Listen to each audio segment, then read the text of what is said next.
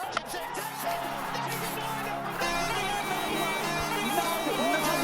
no chance.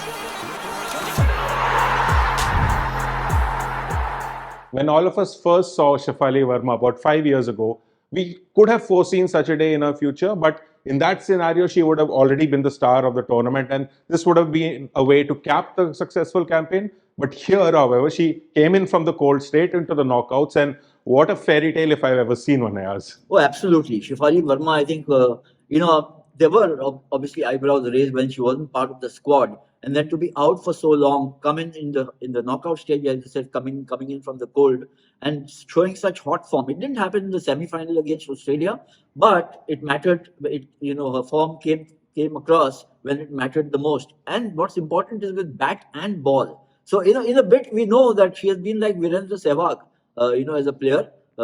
Very robust attacking batsman, no holds barred stroke play, and very clever and canny with her bowling whenever she gets the ball in hand. And I thought that it was a master stroke by Harmanpreet Kaur to toss her the ball at an interesting stage, because the South Africans were starting to rebuild their innings, and Wolhart in charge.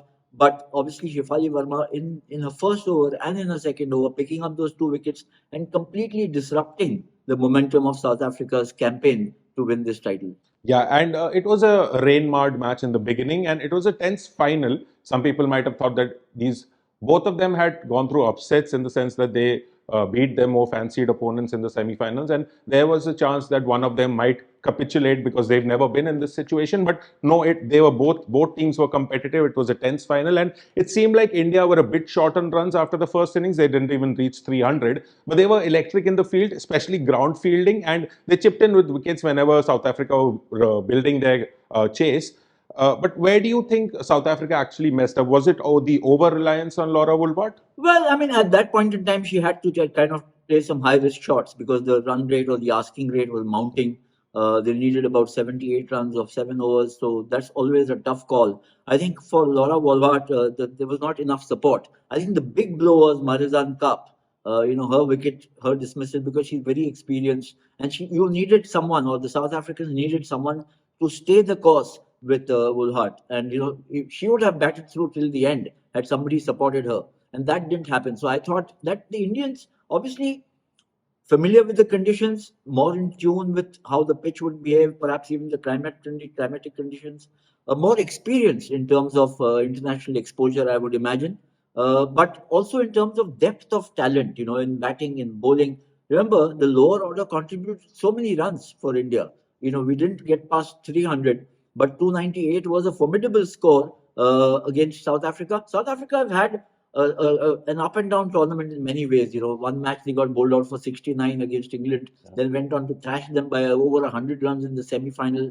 They beat India in the group stage and then lost to India in the final. So yes, I mean, nerves played a role, and I thought the Indians held their nerve very well, especially against Wolhart. Didn't allow her to completely break free the stranglehold, and that helped. And one must give credit where it's due. I thought that Harmanpreet Kaur was very sharp on the ball with her bowling changes. She played her gut instinct in getting Shefali Verma, as she mentioned after the match, that she thought this was going to be Shefali's day from the manner in which she batted, and Shefali delivered with the ball also. And then the judicious use of Deepti Sharma, I thought, was so crucial to India's victory.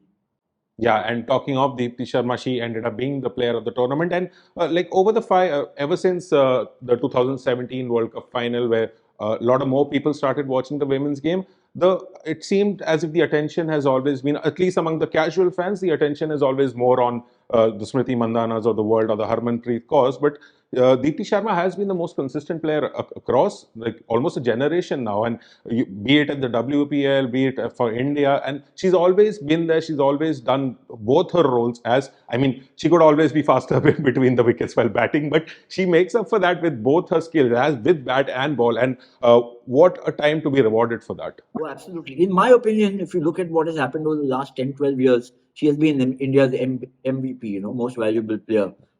Yes, there have been heartbreaks and heartaches, because twice earlier India have lost in the final in 2005 and 2017 especially, and subsequently also where Deepti was involved in 17 and later, and she's been kind of in a sense lived through that heartache of not winning the tournament or not even reaching the final at times. But she is extremely seasoned, very experienced. Her reading of the game situation is terrific. And look, she made a runner ball 58 in this match. Then she picked up a fifer. Without her contribution, I don't think India would have won the final. So you have to doff your hat to Deepti Sharma. It's been a fantastic tournament for her. She's been player of the tournament and rightly so. Yeah, and I saw a moment after the match where all the players were with Jhulan Goswami. She was lifting the trophy. I mean, quite a wholesome moment. But of course, this is a win for the current team. But what does it mean for all the women who've represented India, starting from your Diana Aduljis, your Shanta Rangaswamis, your Anjum Chopras, Mithali Raj, and even Harmanpreet, who's been around? I think this was her fifth World Cup. So, what does this mean for the whole generation of women who represented India? So there are two aspects to this, Anirudh, as I see it. One is, of course, women's cricket in India and perhaps even globally. You mentioned all these names. It's a litany of glittering stars, starting with Shanta and Diana Idalji. And through the years, 5 decades, women's cricket in India, first international match that Indian women played was way back in 1976. And this 5 decade long journey has been long, tough, arduous, torturous, frustrating, lots of hardships, and finally, gradually you've reached the pinnacle. So I think, and all of them have made major contributions in this long journey. So it would be unfair to credit only this team. Yes, they won it. I mean, you can't take that away from them. But the journey, cumulatively has from starting from Shanta and Diana and all the others who played in that generation to now, credit accrues to all of them because it's not been easy. It's not been an easy ride for them.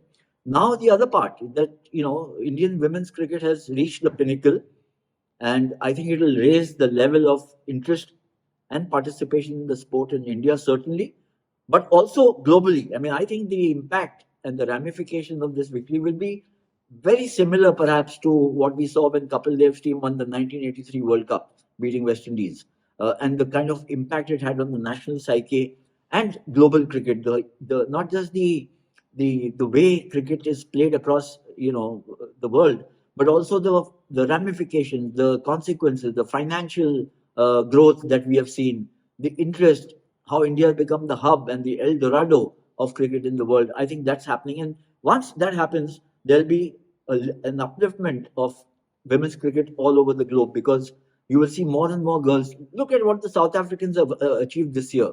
They may have lost this final, but they beat Australia in the Men's World Test Championship. So the impact it will have on young players, men and women, boys and girls in South Africa will be humongous. So I think also beyond cricket, Anirudh, in India, this victory is going to impact the mindset of young girls who are participating across disciplines, and I hope it also spreads.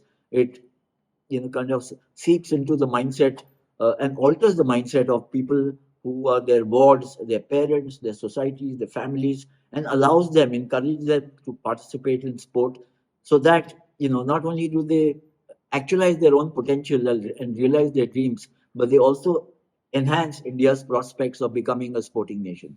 Yeah, well said, Ayaz, and I hope all that happens too. And a lot of other cricket happening, and we'll come back to you after that. So that's it for this episode of Sports Room. We'll see you next time. Thanks, Anirudh. We'll catch up soon.